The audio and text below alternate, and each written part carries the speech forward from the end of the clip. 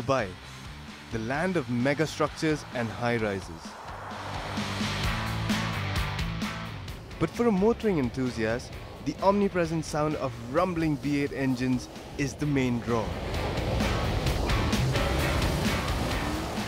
Nissan is a big player in this part of the world.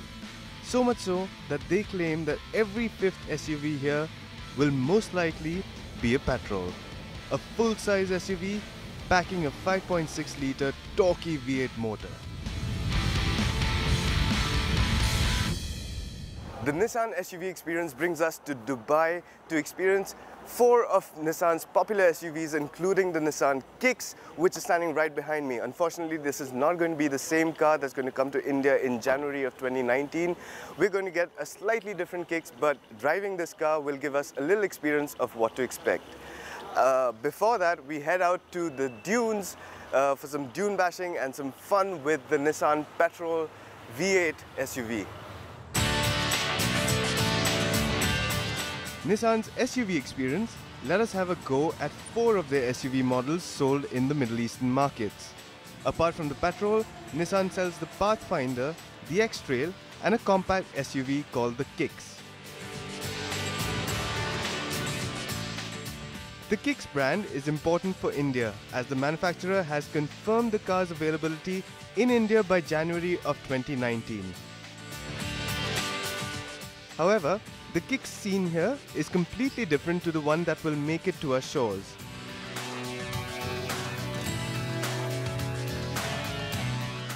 The Kicks we're driving is in the S trim that features a basic stereo system, tilt and telescopic steering adjustment and a CVT gearbox that's mated to a 1.6-litre 118 bhp engine. Dimensionally, the Kicks is a bit of an oddball. It has a longer wheelbase and an overall length that's more than a Hyundai Creta, but the body is shorter and narrower than a Maruti Suzuki Vitara Brezza. Nonetheless, the Kicks that will be sold in India will be based on the TERRANO platform and will be a bigger vehicle and offer many more features and engine options.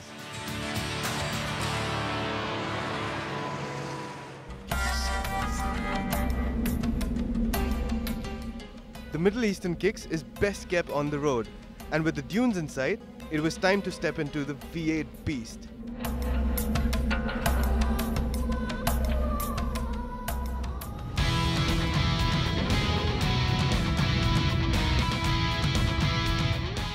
The Nissan Petrol was conceived in the early 50s, and over the years, it kept getting updated into this very form that it is in today.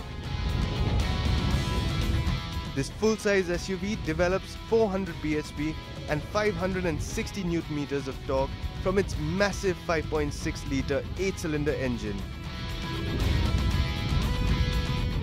That's enough firepower to hit the sand dunes just outside of Dubai.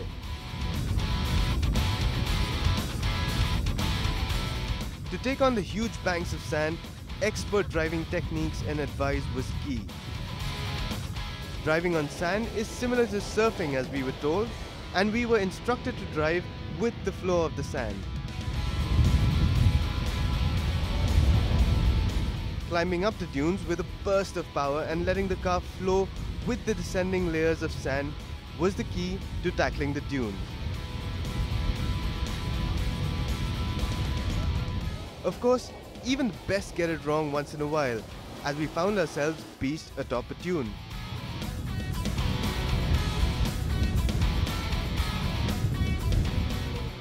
While we waited for the SUV to be rescued, it definitely made for a few stunning pictures.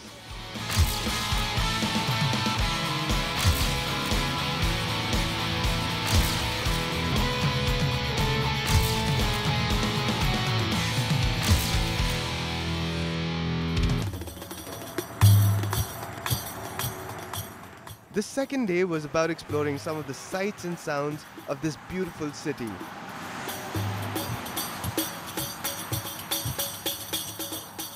One of the city's latest attractions is the Dubai frame that completed construction in January of this year.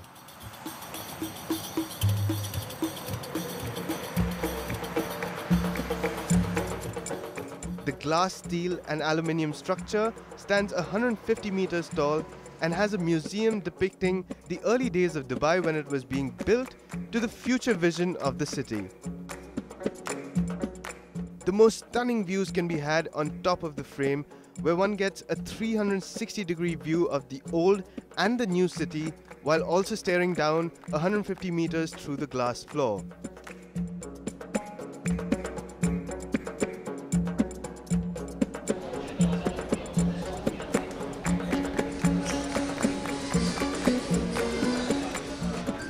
A hearty meal later to end the tour.